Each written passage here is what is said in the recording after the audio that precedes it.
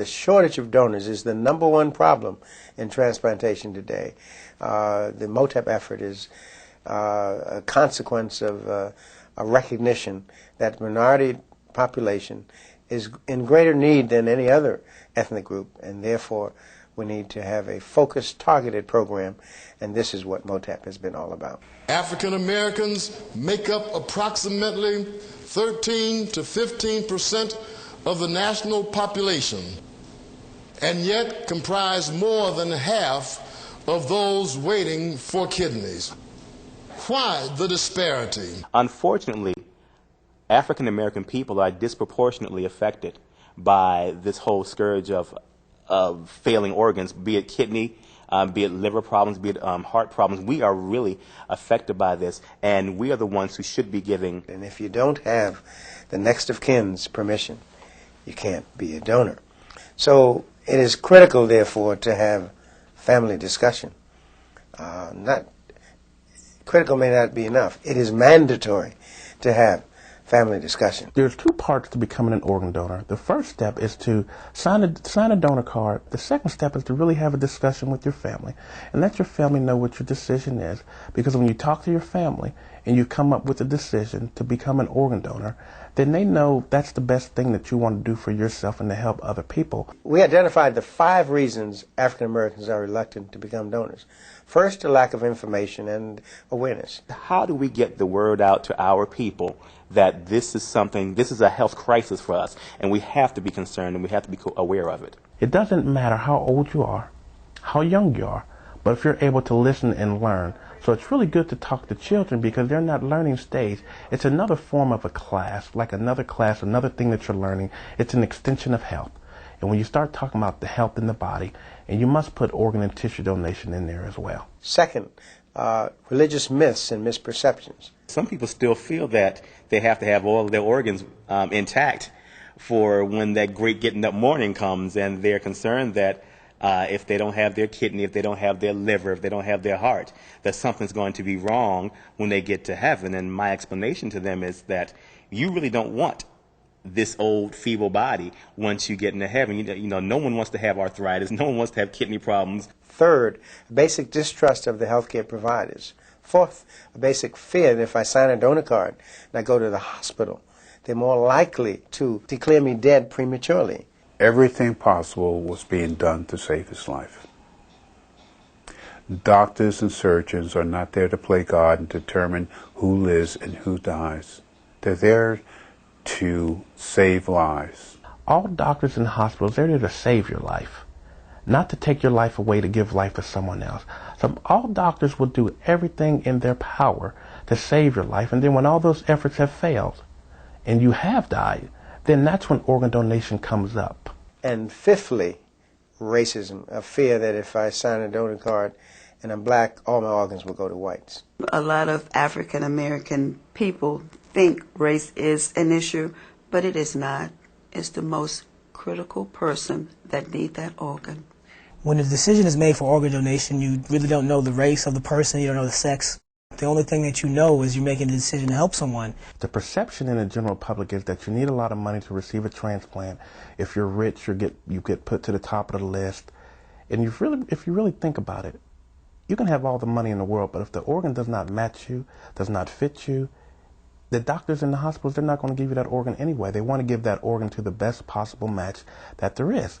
So sometimes when you hear about the great famous people who receive transplants, it's not because they have a lot of money. It's just because they're a little famous. And people want to hear about famous people. You take there are common people who receive transplants in 1 day, 2 days, or a week or less. I'd gotten pretty sick, and a young lady in the congregation didn't know her very well. Just came to me one day and she says, well, what is it that I can do to help? He was getting sicker and sicker. And right then at that moment, the Lord just told me out of the clear blue to give him my kidney. I gave her the number to the people at Howard University Hospital, not really expecting anything to come of it. And within 2 weeks, she called me back and said, well, when do you want to have the surgery? The process was pretty much for me. I arrived at the hospital the day of the surgery, I guess about 5:30 a.m. The surgery took about 4 to 5 hours. The next morning, the doctors did encourage me to get up to walk around, and I believe in about 4 days I went home. I wasn't given any restrictions. They did tell me to try to maintain a healthy diet and walk, but nothing strenuous, like drink a lot of water or do anything out of the norm. I feel great. I feel just as good as new. I had been given a death sentence when I was told that I had developed dilated cardiomyopathy, that my heart was enlarging, and that it would only be a matter of time before I died. My heart came from a 25-year-old male who had been declared brain dead, and his family made the decision to give others an opportunity to live. I know he was dead, but I was just putting in my mind, maybe he'll come through. But when I see him, they are showing that love for their fellow human being. And they're not getting anything for it. They're not being paid. But I think the greatest thing, that the knowledge that they can have, is that the person who has received their organ is doing well. He didn't thought he'd live to see his daughter get to 5. His daughter 5, he back working, and they're having a good time. You know that it got me so, I was so happy to know that my baby got 5 people continuing living. And he suggested I go to this Achilles track club. I called them up, and the person there on the phone, his name was Dick Traum, and he said to me, you know, if you work hard enough and you train hard enough, that you would be able to do the New York City Marathon. I thought he was crazy. Totally crazy. How is a person that's had a heart transplant ever going to do a New York City Marathon? 15 months after my heart transplant to the date, I competed in my first of 3 New York City marathons. I met his sister, I met his son, I met his father. And we were just one big happy family that day. It's not that easy because everybody deal with it differently.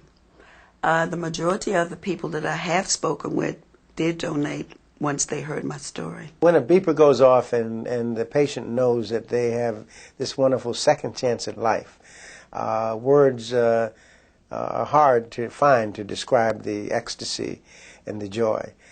Because what you're talking about is a dream come true. How do you say thank you? She has lost a son. Someone she bore for 9 months.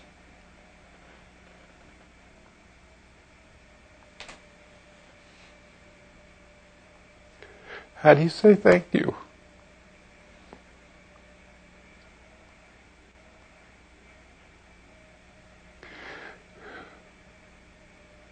So many times I wish he was still alive, so that his kids can know their father.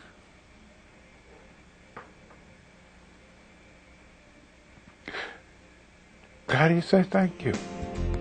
I thank you for all that you've done thus far. Thank you for all that you've done thus far. Thank you for being the God that you are. Being the God that you are. Thank you for food on my table. Cause I know you're able. Lord, I wanna say thank you. Come on. Hey, yeah. If I never take another walk, if I never have another talk,